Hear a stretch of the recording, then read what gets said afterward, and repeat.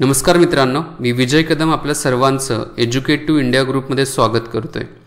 तर इतिहासाची लेक्चर आहे। या लेक्चरमध्ये आजच्या आपण ब्रिटिशर्स आणि फ्रेंचांच्या बाबतीमध्ये माहिती बघणार आहोत की जे युरोपियन भारतामध्ये आले, साम्राज्य विस्ताराच्या दृष्टिकोनातून व्यापाराचं एक कारण पुढे घेऊन। तर याच्या अगोदरच्या लेक्चरमध्ये आपण पोर्तुगीज आणि डचांच्या बाबतीमध्ये बघितलं। आजच्या लेक्चरमध्ये आपण ब्रिटिशर्स आणि फ्रेंच यांच्या बाबतीमध्ये बघणार आहोत। बाकी लेक्चर ऐकत असताना सगळ्यांना विनंती आहे की वही आणि पेन घेऊन बसत जावा, जेणेकरून जे मी पॉईंट्स तुम्हाला सांगतोय ते तुम्ही नोट डाऊन करून घ्याल आणि तुम्हाला ते रिव्हिजनसाठी पण बरं पडेल। आणखी एक महत्त्वाचं की लेक्चर ऐकताय फक्त चॅनलला सबस्क्राईब पण करा आणि व्हिडिओला लाईक पण करा, कारण याच्यातून मला मोटिवेशन भेटणार आहे अशा प्रकारच्या व्हिडिओज तुमच्यापर्यंत पोहोचवण्यासाठी। ओके, तर चॅनलला नक्कीच सबस्क्राईब करा आणि लाईक नक्कीच करा व्हिडिओला, आणि सर्वात महत्त्वाचं व्हिडिओ जास्तीत जास्त मित्रांच्या बरोबर शेअर करा। तर चला आपण चालू करूया। कालच्या लेक्चरमध्ये आपण बघितलं की युरोपियन सत्तेचे भारतामध्ये जे आगमन झालं याच्यामध्ये फर्स्ट नंबरला पोर्तुगीज ईस्ट इंडिया कंपनी जी होती, या पोर्तुगीज ईस्ट इंडिया कंपनीची स्थापना 1498 मध्ये करण्यात आली होती। नंतर ब्रिटिश ईस्ट इंडिया कंपनी 1600 मध्ये स्थापन करण्यात आली होती। डच ईस्ट इंडिया कंपनी 1602 मध्ये स्थापन करण्यात आली होती। डॅनिश ईस्ट इंडिया कंपनी 1616 मध्ये स्थापन करण्यात आली होती। तर फ्रेंच ईस्ट इंडिया कंपनी जी होती ती 1664 मध्ये स्थापन करण्यात आली होती। याच्यामध्ये आपण पोर्तुगीज बघितलेला आहे। आजच्या लेक्चरमध्ये आपण ब्रिटिशर्स आणि त्याचबरोबर फ्रेंच बघणार आहोत। मागच्या लेक्चरमध्ये पोर्तुगीज आणि डचांच्या बाबतीमध्ये माहिती बघितलेली आहे। आणि सर्वात महत्त्वाचा मुद्दा जो आहे तो डॅनिश, ही डॅनिश ईस्ट इंडिया कंपनी जी आहे यांच्या जवळचं सर्व काही साम्राज्य वगैरे आहे त्यांनी कोणाला दिलं होतं तर ब्रिटिशांना दिलेलं होतं, आणि त्यांचा भारतातील जो काही साम्राज्य विस्ताराचा धोरणाचा मुद्दा जो होता तिथं संपलेला होता। त्यामुळे या चार महत्त्वाच्या सत्ता होत्या। या चारपैकी आपण डच कशा प्रकारे डचांचा कार्यकाळाचा राज झाला, पोर्तुगीजांचा कसा राज झाला ते पण आपण बघितलंय। आजच्या लेक्चरमध्ये आपण ब्रिटिशर्स बघू। आता ब्रिटिशरांच्या बाबतीमध्ये बघत असताना एक म्हणजे पहिला मुद्दा परीक्षेला विचारला जाऊ शकतो की असा कोणता ब्रिटिशर्स होता की जो भारतामध्ये ब्रिटिश ईस्ट इंडिया कंपनी स्थापन व्हायच्या अगोदर आला होता। तर 1599 मध्ये जॉन माल्डेन हॉल जो होता, जॉन माल्डेन हॉल किंवा मिल्डेन हॉल असंही म्हटलं जातं बघा, प्रोनाऊन्सिएशन जसं आपण करू शकतो त्या पद्धतीने। तर जॉन मिल्डेन हॉल जो होता हा भारतामध्ये प्रथम व्यापाराच्या निमित्ताने आलेला पहिला ब्रिटिशर्स होता। 1599 मध्ये आलेला होता। त्याच्यानंतर 1600 मध्ये काय करण्यात आलं, ज्यावेळेला हा भारतामध्ये आल्यानंतर त्याला समजलं की व्यापाराच्या दृष्टिकोनातून भारत खूप अनुकूल आहे, आणि त्या उद्देशाने मग तो ज्यावेळेला ब्रिटनमध्ये गेल्यानंतर त्याच्याबरोबरचे काही त्याचे मित्रमंडळी असतील की जे मर्चंट वगैरे होते, व्यापारी वगैरे होते, त्या सर्वांनी एकत्रित येऊन जी की ब्रिटनची जी क्वीन होती तिच्याकडून परमिशन घेतली 15 वर्षासाठी ब्रिटिशांच्या भारतीयांच्या बरोबर व्यापार करण्याच्या दृष्टीने, आणि त्या संदर्भात 1600 मध्ये ब्रिटिश ईस्ट इंडिया कंपनीची स्थापना करण्यात आली होती। ब्रिटिश ईस्ट इंडिया कंपनी, मी शॉर्ट फॉर्म मध्ये लिहितो बघा, BEIC याची स्थापना केली होती। आता याच्यानंतर ब्रिटिशर्स भारतामध्ये आल्यानंतर त्यांनी हळूहळू व्यापार करायला सुरुवात केली। सुरुवातीला ते म्हणजे त्यांचं धोरण जे होतं ते शांततेचंच होतं, कोणाला डिस्टर्ब नाही करायचं, जे काही आहे ते परवानग्या घेऊन करायचं अशी सुरुवात होती। त्याच्यामध्येच बघा विल्यम्स हॉकिन्स नावाची कॅप्टन विल्यम्स हॉकिन्स यांनी काय केलं की 1609 मध्ये जहांगीरचा जो दरबार होता, जहांगीर कोण होते खाली कमेंट बॉक्समध्ये मला सांगा की जहांगीर हा एक मुघल सम्राट होता मान्य आहे, पण कोणाचा मुलगा होता ते मला तुम्ही खाली कमेंट बॉक्समध्ये सांगायचं, कारण इतिहासाच्या सुरुवातीच्या लेक्चरमध्ये मी हे पूर्ण केलेलं आहे मुघल साम्राज्याच्या बाबतीमध्ये। तर जहांगीरच्या दरबारामध्ये विल्यम्स हॉकिन्स आला होता, आणि या विल्यम्स हॉकिन्सनं काय केलं होतं की जहांगीरकडून वखार स्थापन करण्याची परवानगी मागितली होती। कुठे वखार स्थापन करायची होती त्याला, तर सुरत या ठिकाणी, सुरत म्हणजे कुठं, गुजरात या ठिकाणी वखार स्थापन करायची परवानगी मागितली होती 1609 मध्ये। 1613 मध्ये काय करण्यात आली, जहांगीरने त्यांना परवानगी दिली, आणि 1613 मध्ये सुरत या ठिकाणी पहिली ब्रिटिश ईस्ट इंडिया कंपनीची फॅक्टरी वखार स्थापन करण्यात आलेली होती। कधी, 1613 मध्ये स्थापन करण्यात आली होती। त्याच्यानंतर 1615 मध्ये आता एकदा वखार स्थापन करायची परवानगी दिल्यानंतर पुन्हा एकदा पूर्ण भारतामध्ये वखार स्थापन करायची, फॅक्टरी स्थापन करण्याची परवानगी पण आवश्यक होती, आणि त्या उद्देशाने बघा थॉमस रो जो आहे, या थॉमस रोनं काय केलं होतं की हा चार्ल्स पहिला जो होता ब्रिटिशांचा जो राजा होता किंवा जो काय आपण म्हणू की प्रिन्स जो होता चार्ल्स फर्स्ट, या चार्ल्स पहिला जो होता याचा ॲम्बॅसिडर म्हणून तो काय आला होता तर भारतामध्ये आला होता. आणि भारतामध्ये आल्यानंतर थॉमस रो यांनी जहांगीरच्या दरबारामध्ये ब्रिटिश ईस्ट इंडिया कंपनीला इतर भागामध्ये फॅक्टरी स्थापन करण्याची परवानगी द्यावी अशी काय केली होती, विनंती केली होती. जहांगीरने त्यालाही परवानगी दिली होती. म्हणजे सुरुवातीचे धोरण कसे होते बघा, प्रेमळ असेल, मन मिळावू पद्धतीने असेल, अशी स्ट्रॅटर्जी ब्रिटिशांनी वापरलेली होती. आणि हळूहळू त्याचं रूपांतर आपल्याला माहितीच आहे परत कशामध्ये झालं होतं, पुढच्या इतिहासाच्या प्रवासामध्ये आपण बघणारच आहोत. ठीक आहे. त्याच्यानंतर काय झालं होतं बघा, एक म्हणजे आपल्याला इथंपर्यंत तरी समजलं की थॉमस रोच्या मार्फत परवानगी घेतली होती इतर भागामध्ये फॅक्टरी स्थापन करण्याच्या बाबतीमध्ये. 1661ला काय झालं होतं आपल्याला माहिती आहे. 1661 पोर्तुगीजचा जो राजा होता त्या राजाच्या बहिणीचं लग्न चार्ल्स दुसरा जो होता प्रिन्स याच्याबरोबर करण्यात आलेलं होतं. आणि त्याच्या बदल्यामध्ये बॉम्बे, जे आजचं मुंबई जे आहे, हे मुंबई जो काही तिकडचा गुजरातचा वगैरे भाग आहे एकत्रित करून हा बॉम्बे कोणाला देण्यात आलेला होता तर या ब्रिटिशांना देण्यात आलेला होता. कशाच्या काय म्हणून देण्यात आलं, हुंडा म्हणून देण्यात आलेला, डावरी म्हणून देण्यात आलेला होता. आणि या संदर्भात प्रश्न विचारला जाऊ शकतो बघा की या बॉम्बेचा पहिला जो गव्हर्नर होता त्याचं नाव काय आहे असं विचारलं जाऊ शकतं.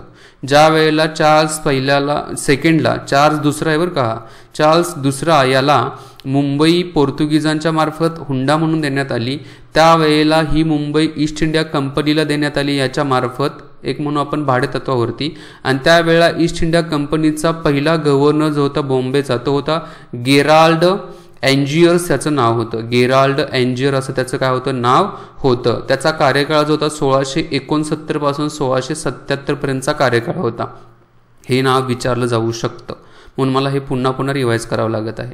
त्याच्यानंतर 1690च्या कार्यकाळामध्ये काय झालं होतं बघा, जॉब चार्नोक नावाची एक व्यक्ती होती. म्हणजेच थोडक्यात हा कलकत्ताचा जो भाग आहे, कलकत्ताच्या भागामध्ये याने फॅक्टरी स्थापन करायला सुरुवात केली होती. आणि जॉब चार्नोक यांनी काय केलं होतं, सुतानती या भागामध्ये, कलकत्ताचाच हा भाग आहे, सुतानती या भागामध्ये काय केली तर ब्रिटिशांची फॅक्टरी स्थापन केली होती. आता सुतानती, कलिकत्ता आणि गोविंदपूर हे तिन्ही प्रदेश याच्या मार्फत काय केले तर एकत्रित केले. थोडक्यात ही एक गावं होती तीन, सुतानती, कलिकत्ता आणि गोविंदपूर, आणि त्याला मिळूनच त्यावेळेला काय म्हटलं जाऊ लागलं तर कलकत्ता असं म्हटलं जाऊ लागलं. परीक्षेला हा प्रश्न विचारला जाऊ शकतो. सुतानती, कलिकत्ता आणि गोविंदपूर या ठिकाणा मिळून कलकत्ता असं म्हटलं जाऊ लागलं. आता आपण कोलकाता असं म्हणतो त्याला. तर या सुतानती या भागामध्ये जी फॅक्टरी स्थापन केली होती, या फॅक्टरीचं रूपांतर परत कशामध्ये झालं, फोर्ट विल्यममध्ये करण्यात आलं. फोर्ट विल्यम म्हणजे किल्ल्यामध्ये कसं केलं तर या फॅक्टरीला तटबंदी करण्यात आली होती आणि त्याचं रूपांतर फोर्ट विल्यममध्ये करण्यात आलं होतं. 1700 करण्यात आलेलं होतं. आणि हे जे तिन्ही गावं आहेत ते एकत्रित कधी करण्यात आले होते तर 1698 एकत्रित करण्यात आलेले होते. 1698 एकत्रित करण्यात आलेले होते. त्याच्यानंतर आपल्याला माहिती आहे की मग 1600 पासून 1858 पर्यंत राणीच्या जाहीरनाम्यापर्यंत ब्रिटिश ईस्ट इंडिया कंपनीचं भारतावरती वर्चस्व होतं. पण 1857चा उठाव झाला. या 1857च्या उठावामध्ये ब्रिटिश ईस्ट इंडिया कंपनी बरखास्त करण्यात आली. त्याच्या जागी पूर्णपणे डायरेक्टली जे भारतामध्ये ब्रिटिशांचा जो काही पार्लमेंट आहे, ब्रिटिश संसद जे आहे त्यांनी स्वतःचा कारभार करायला सुरुवात केली होती. आणि तो कारभार 1858 पासून 1947 पर्यंत कारभार होता. ब्रिटिश पार्लमेंटचं डायरेक्टली भारतावरती काय होतं तर वर्चस्व होतं. हे झालं ब्रिटिश पार्लमेंटच्या बाबतीमधील. म्हणजे आपल्याला कळलं की ब्रिटिशांचा प्रवास कशा पद्धतीने भारताच्या बाबतीमध्ये होता. आता त्याच्यानंतर जे आहे ते फ्रेंच जे आहेत, फ्रेंच भारतामध्ये कधी आलेले होते तर 1664 फ्रेंच भारतामध्ये आले होते. फ्रेंच ईस्ट इंडिया कंपनीची स्थापना, फ्रेंच ईस्ट इंडिया कंपनीची स्थापना करण्यात आली होती. ईस्ट इंडिया का तर ईस्ट बरोबर म्हणजे पूर्वेबरोबर व्यापार करायचा होता, म्हणजे आपल्याबरोबर व्यापार करायचा होता, त्या दृष्टीने स्थापन केली होती. आता 1668 फ्रेंच ईस्ट इंडिया कंपनीची पहिली जी फॅक्टरी होती, पहिली वकार जी होती, सुरत या ठिकाणी स्थापन केलेली होती. बघा, सुरत या ठिकाणी पहिली फॅक्टरी फ्रेंचांची पण होती, पहिली फॅक्टरी ब्रिटिशांची पण सुरत या ठिकाणी होती. कधी केली होती? 1613 स्थापन केलेली होती. आणि तुम्हाला आता प्रश्न आहे की मागच्या लेक्चरमध्ये मी सांगितलेलं आहे की जे डच आहेत, डचांची पहिली फॅक्टरी कोठे स्थापन केली होती आणि जे पोर्तुगीज आहेत, पोर्तुगीजांची पहिली फॅक्टरी कधी स्थापन केलेली होती आणि कोठे स्थापन केली होती, खाली कमेंट बॉक्समध्ये मला सांगायचं आहे. त्याच्यानंतर आता ही जी पहिली फॅक्टरी सुरत या ठिकाणी स्थापन केली होती, कोणी केली होती तर फ्रँकोइन्स कॅरोन असं म्हटलं जात होतं या त्यांच्या गव्हर्नरच्या मार्फत, फ्रेंच गव्हर्नरच्या मार्फत, फ्रँकॉइस कॅरोन यांच्या मार्फत काय केली होती, सोलो त्या ठिकाणी 1668 मध्ये पहिली फ्रेंचांची फॅक्टरी स्थापन केली होती.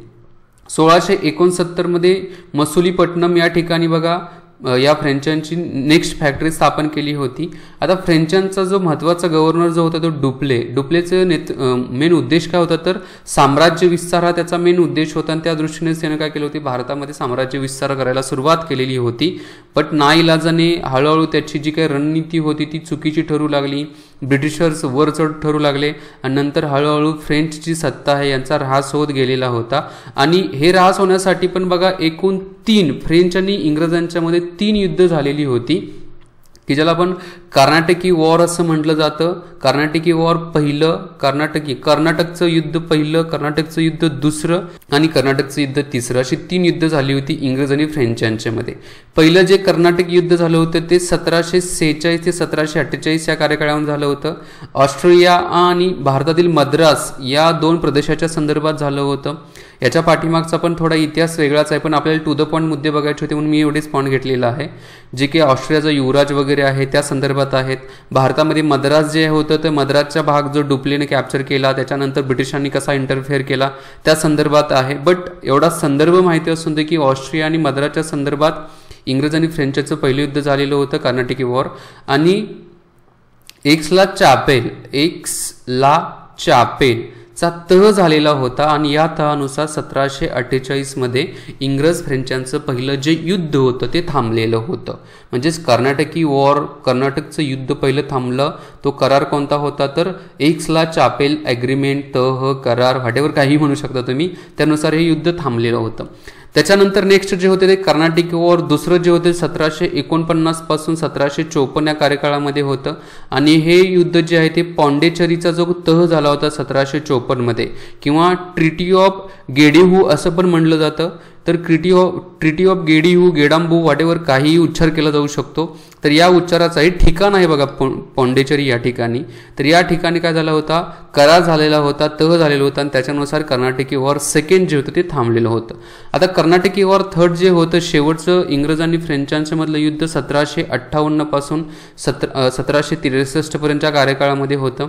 याच्यामध्ये 1760 मध्ये वॉन्दिवॉसची लढाई झाली होती. वॉन्दिवॉसची लढाई, या लढाईमध्ये फ्रेंचांचा पराभव झाला आणि पराभव झाल्यानंतर हे कुठं वॉन्दिवॉसची लढाई झालेली, तर युरोप खंडामध्ये झालेली होती. तिथून 1763 मध्ये भारताच्या बाबतीमध्ये पण निर्णय घेण्यात आला आणि पॅरिसचा करार झाला. आणि पॅरिसचा करार झाला त्यावेळेला ब्रिटिशर्स आणि फ्रेंच यांच्यामधील जे युद्ध होतं ते संपलं. मग फ्रेंचांचा एक ठराविकच भाग राहिला, जसा पॉंडिचेरी वगैरे भाग आहे तो फ्रेंचाकडे राहिला. बाकी इतर भागांच्या वरती ब्रिटिशांचंच पूर्णपणे वर्चस्व राहिलं. म्हणजे 1764 मध्ये आपल्याला माहिती आहे की बक्सरचं युद्ध झाल्यानंतर पूर्णपणे भारताची सत्ता ही ब्रिटिशांच्या ताब्यात गेलेली होती. आणि त्याच्यानंतरचा जो ऐतिहासिक बॅकग्राऊंड जो आहे तो आपण नेक्स्ट लेक्चरला बघू. मी तर थांबतो. व्हिडिओ आवडले असेल तर मित्रांनो लाईक, शेअर, सबस्क्राईब पुन्हा सांगावं लागतंय, कारण जास्तीत जास्त मित्रांना याचा फायदा होऊ दे या उद्देशानेच मी सांगत आहे. मी तर थांबतो. जय हिंद, जय महाराष्ट्र, जय भारत, वंदे मातरम.